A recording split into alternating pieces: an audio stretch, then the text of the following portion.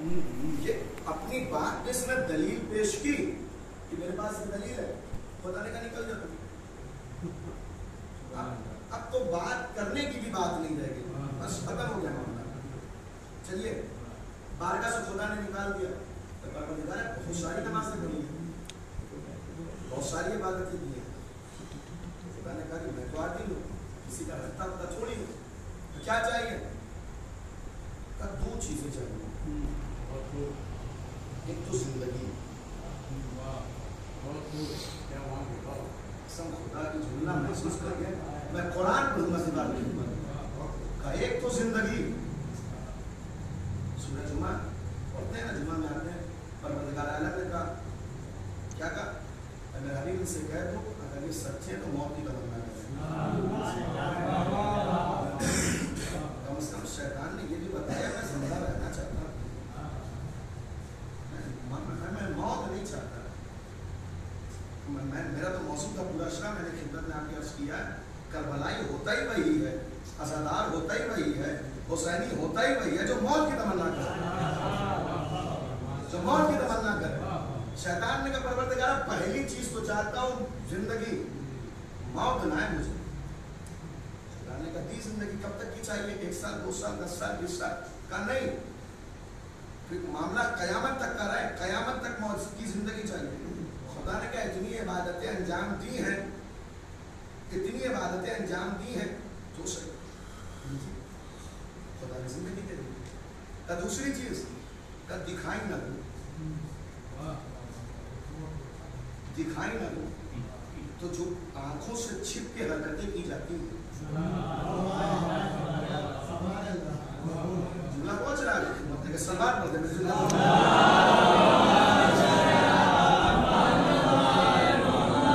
جو آنکھوں سے چھپ کے حرکتیں کی جاتی ہیں کس کی ہوتی ہیں؟ دو چیزیں چاہیے مجھے. ایک زندگی، مرو نہ مرو، زندگی چاہیے. دونوں چیزیں دے دو. میری اتنی عبادت کی ہے، کم از کم اس سے یہ نتیجہ تو ملا اگر کوئی کام اللہ کے لیے کیا جائے تو رائگاں نہیں جاتا.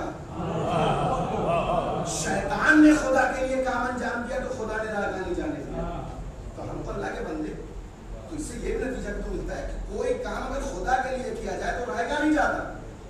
اب دونوں چیزیں میں نے دے دی. پتا کرے گا کیا اس کا؟ زندگی کا نہ دکھائی دینے کا کرے گا کیا؟ جس کی وجہ سے ذلیل ہوا ہوں اس کی اولادوں کو ذلیل کروں گا.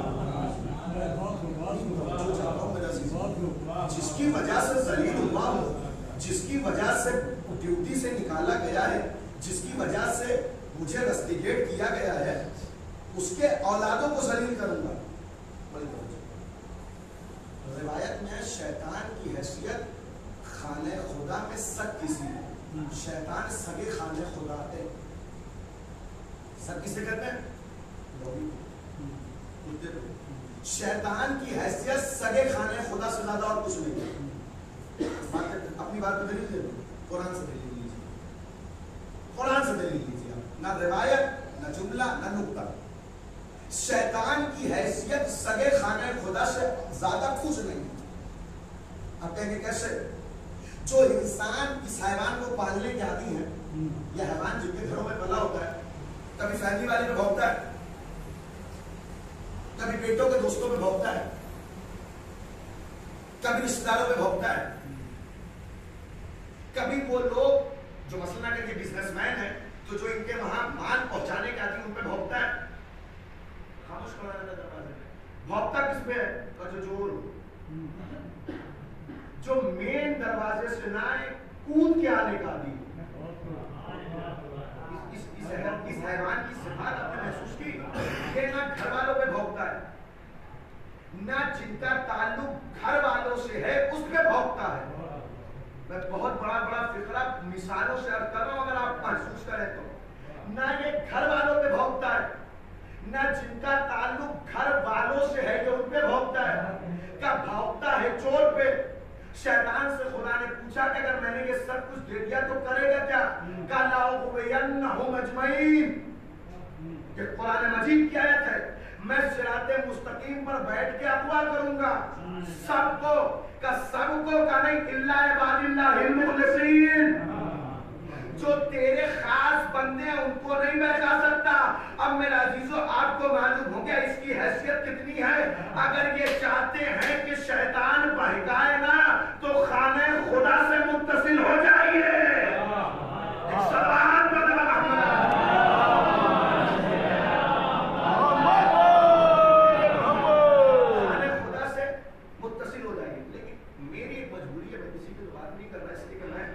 کے بارے میں سب سے بہتر جانتا ہوں.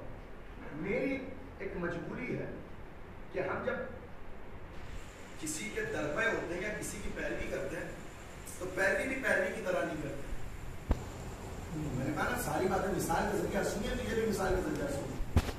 ہم پیروی بھی اتباع کی طرح نہیں کرتے ہیں. مثلا مسئلہ تقلیدی جیسے ہے لے لیجیے, ہمیں حکم ماننا ہے نا اپنے مقلد کا. ایران میں روح اللہ خمینی سے پہلے سب سے بڑے جہان تشیع, سب سے بڑے پوری دنیا کے جو مرجع تقلید تھے ان کا نام تھا آیت اللہ بروجردی. جو لوگ زیارت کو گئے ہیں ان کو یاد ہوگا مسجد اعظم کے باہر شیشے میں قبر ہے آیت اللہ بروجردی, جہان تشیع کا سب سے بڑا مرجع.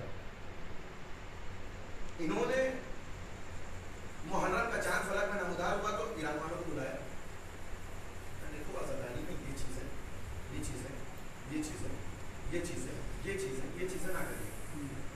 کہہ کون رہا ہے؟ کہ جس کی تکلیف ہو رہی ہے. ماننا کیا ہے کہ نہیں؟ کبھی میں ماننا ہے. اب مقلد ہے اس پہ آگا فرمانا ہے اللہ بروجردی کہ آپ کو یہ چیزیں نہیں کرنی تھی. انہوں نے کہا جی آگا 365 دن ہوتے ہیں سال میں, عاشور چھوڑ کے سارے دن آپ کی تکلیف کریں گے. یہ جماعت کیا لوگوں نے, مولویوں کو نہیں, پیش نمازوں کو نہیں, مرجع کو. ہم سب دن آپ کی تکلیف کریں گے, محرم میں نہیں کریں گے. یعنی ہم آپ کی تقلید چھوڑ سکتے ہیں, اپنی روایت نہیں چھوڑ سکتے. ہم تقلید چھوڑ سکتے ہیں, ہم رسومات نہیں چھوڑ سکتے. ہم تقلید چھوڑ سکتے ہیں مگر بات ان رسومات کی ہو بھی نہیں رہی ہے جن کا تعلق اہل بیت کے گھرانے سے, اہل بیت کی سیرت سے.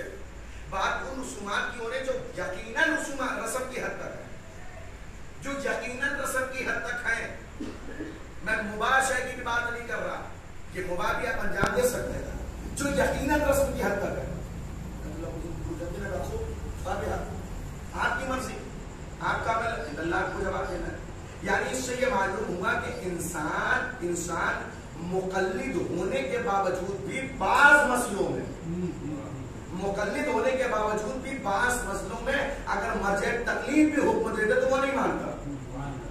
میں نے ایک مثال آپ کی خدمت میں پیش کر یہ بغاوت کہاں سے آتی ہے؟ میں نے آپ کی خدمت اتنی دیر سرچ کر رہا ہوں, بغاوت کا جذبہ کہاں سے آتا ہے؟ میں نے ایک جملہ آپ کی خدمت میں, مجھے نہیں پتا کہ خطبہ جمعہ میں کہا تھا کہ خطبہ جمعہ کی مجلس کے بعد کہا تھا, لیکن ایک فکرہ میں نے چھوٹی سی مثال عرض کی تھی کہ ایک جماعت مسجد میں آیا, جماعت ختم ہوئی ہے, ابھی جماعت ختم ہوئی ہے, پورا مجمع چلا گیا. حاجی آقا بیٹھ گیا, پیش نماز بیٹھ گیا, کچھ وظیفہ پڑھ لیں, کچھ دعائیں پڑھ لیں. ایک جوان آیا, اس نے جلدی جلدی وضو کیا, جلدی سے مسا کیا, جلدی سے پیر کا مسا کیا, اللہ اکبر, نماز پڑھنا شروع. اور یہاں نیت ہوئی, وہاں رکوع, وہاں سجدہ, وہاں قیام, وہاں قنوت, وہاں رکوع, وہاں سجدہ, نماز تمام. اب جو بیٹھا ہوا تھا پیش نماز, اس سے برداشت نہ ہوا, انتظار میں ہے کہ نماز تمام ہو. جب نماز تمام ہوئی تو پیش نماز میں پوچھا کہ تھا کیا؟ جوان بھی ڈھیک تھا, کچھ نہیں. یہ کر کیا رہے تھے؟ کچھ نہیں. کیا کر رہے تھے؟ نماز نہیں پڑھ رہے تھے. نہیں, کھانے خدا میں باہر گئے, خدا میں جھوٹ, نماز نہیں پڑھ رہے تھے تم. کا نہیں پڑھ رہا تھا. کب میں نے اپنی آنکھوں سے دیکھا تم نماز پڑھ رہے تھے. کا نہیں پڑھ رہا تھا نماز میں. تو کبھی یہ کر کیا رہے تھے؟ کہ بس میں خدا کے رجسٹر میں لکھوانے آیا تھا, خدا میں باغی نہیں ہوں. سلمان کو تو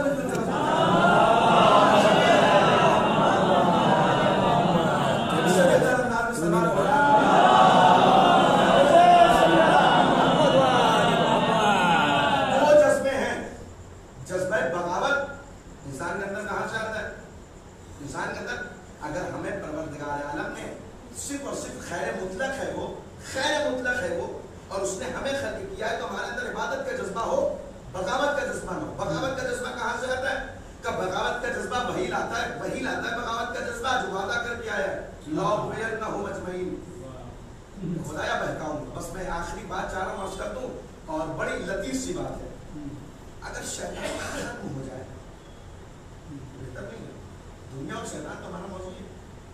شیطان ختم ہو جائے بہتر بات ہے کہ نہیں بات ہے؟ اچھی بات ہے. اب تک جناب آدم سے لے کر آج تک کی دنیا میں جو سب سے بڑا حاکم گزرا ہے اس نے یہ کام کیا. جو سب سے بڑا حاکم گزرا ہے اس نے یہ کام کیا. جناب سلیمان، اس سے بڑی تو سلطنت کسی کی نہیں تھی. جناب سلیمان کی حکومت شیطانوں پر بھی تھی، دیو وغیرہ پر بھی تھی، جناتوں پر بھی تھی. سوائے اس شیطان بزرگ کے سب پہ حکومت تھی جناب سلیمان کی. صرف یہ شیطان جسے ابلیس کہتے ہیں اس کو چھوڑ کے سب پہ حکومت تھی جناب سلیمان کی. کوئی ایسا نہیں تھا جو سلیمان کی حکومت سے باہر ہو، سب پہ حکومت. جناب سلیمان نے سوچا اگر اسے بھی ارسٹ کر لیا جائے کیا ہوگا. بڑی توجہ چاہتا ہوں، بالکل میں چاہتا ہوں آسان لفظوں میں میری بات پہنچ جائے اور آپ محسوس کر جائیں. جناب سلیمان حاکم تھے، سوچا کہ کوئی ایسا بھی پاس کر دیا جائے کہ یہ بھی ارسٹ ہو جائے اور جیل میں چلا جائے تو کیا ہوگا. لوگوں کو بغاوت پہ وسوسہ ڈالتا ہے نا، لذیذ وسوسہ فی صدور الناس. تو یہ نمازیوں کو بے نمازیوں بناتا ہے، یہ روزہ داروں کو جو ہے روزہ خور بناتا ہے. یہ پیسہ ہونے کے باوجود حج بیت اللہ کی زیارت نہیں کرنے دیتا، حج بیت اللہ نہیں کرنے دیتا. یہ سارے جذبوں سے روکتا ہے. کیوں نہ ایک مرتبہ اسے ہی ارسٹ کروا لیا جائے. ارادہ تو اچھا تھا نا، برا تو تھا نہیں. تو جناب سلیمان نے کہا پروردگارا میں یہ چاہتا ہوں کہ میں شیطان کو قید کروں. بڑی توجہ چاہتا ہوں خدایا، میں چاہتا ہوں شیطان کو قید کروں. ابلیس، وہی ابلیس جس نے عالم کو سجدہ نہیں کیا. خدا نے کہا سلیمان تمہارے حق میں بہتر نہیں ہے. اب جناب سلیمان نے خدایا سارے نمازی ہو جائیں گے، سارے روزہ دار ہو جائیں گے، سارے عبادت گزار ہو جائیں گے، کوئی غیبت کرنے والا بچے گا نہیں، کوئی تہمت کرنے والا بچے گا نہیں، کوئی برائی کرنے والا بچے گا نہیں، کوئی ایک دوسرے کی غیبت نہیں کرے گا، سب کو ایک دوسرے سے محبت ہوگی. کوئی اپنے دلوں میں کسی کی نفرت نہیں رکھے گا، کوئی اپنے دلوں میں کسی کی قدرت نہیں رکھے گا. یہ بہتر نہیں ہے. خدا نے کہا سلیمان نہ کرو، تمہارے حق میں بہتر نہیں. کہ پروردگارا یہ جو باتیں جناب سلیمان کر رہے ہیں بہتر ہے کہ نہیں ہے؟ بالکل بہتر ہے. کہ سلیمان یہ تب بہتر ہوتا جب دنیا تمام پذیر ہوتی. دنیا تمام پذیر ہونے والی نہیں ہے. خدایا مجھے تو یہ لگتا ہے کہ یہ بہتر ہے. باقی میری چاہت یہ ہے کہ جس طرح تم نے مجھے حکومت دی ہے. اچھا جناب سلیمان اتنے بڑے حاکم ہونے کے باوجود کھاتے پیتے کیسے تھے؟ یہ کوئی بیت المال سے پبلک کا پیسہ نہیں کھاتے تھے. بڑی توجہ. یہ بیت الحاکم ہونے کے باوجود بیت المال سے پبلک کا پیسہ نہیں کھاتے تھے. ایک طرح کی سبزی جات کی ایک کھیتی کرتے تھے، اس فصل کو اگاتے تھے، فصل اگانے کے بعد اپنے ہاتھوں سے کاشتکاری کرتے تھے، محنت کرتے تھے. محنت کرنے کے بعد جب وہ فصل تیار ہو جاتی تھی تو اپنے غلام کو بھیجتے تھے بازار، اس فصل کو بیچ کر آؤ.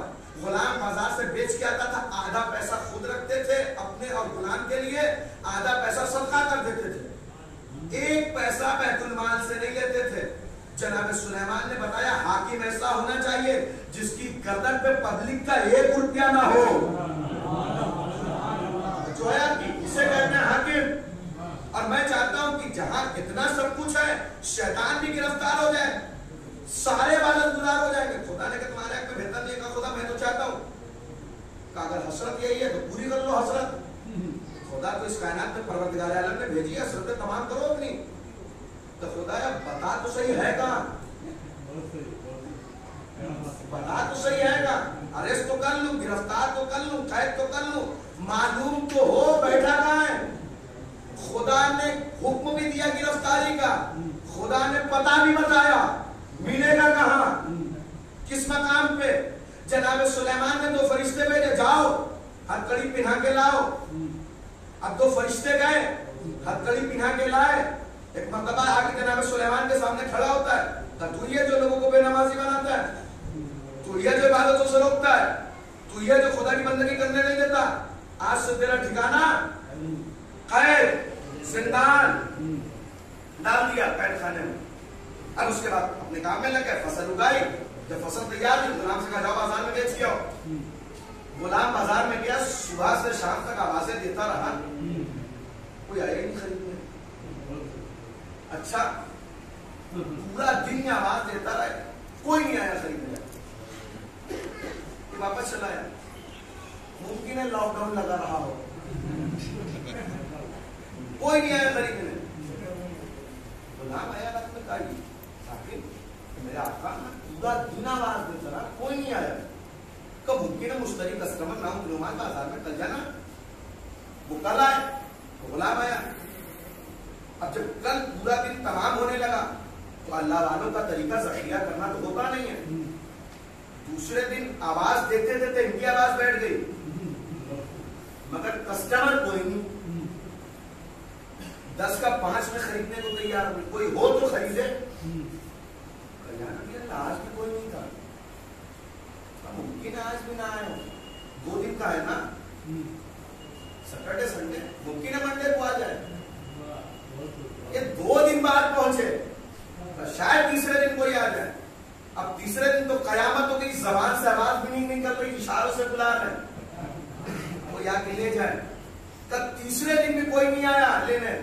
آگے کہتے اللہ کے نبی کوئی نہیں آ رہا لینے, بازار میں خریدار ہے ہی نہیں. ایک مرتبہ جناب سلیمان پر جب بھوک کا غلبہ پڑا تو پروردگار عالم کی بارگاہ میں کہا پروردگارہ بڑی مشکل سے فصل اگائی ہے, بڑی محنت کی ہے, دھوپ میں کاشتکاری کی ہے, بازار سے کسٹمر کہاں گئے. جناب سلیمان سے پروردگار عالم نے کہا میں نہ کہتا تھا مت گرفتار کرواؤ, تمہارے ہاتھ میں بہتر نہیں ہے. کہ پروردگارہ بات سمجھ میں نہیں آئی تو ایک مرتبہ پروردگار عالم جناب سلیمان سے کہتا تم کیا سمجھتے ہو بازار میں صبح سے شام تک اللہ والے رہتے ہیں. تم کیا سمجھتے ہو بازار میں صبح سے شام تک اللہ والے رہتے ہیں, صبح سے شام تک متقی رہتے ہیں, پرہیزگار رہتے ہیں. یہی وہ شیطان ہے جس نے بازار دنیا کو گرم کر رکھا ہے. سلوات پڑھنے میں اس سے بہتر انداز میں سلوات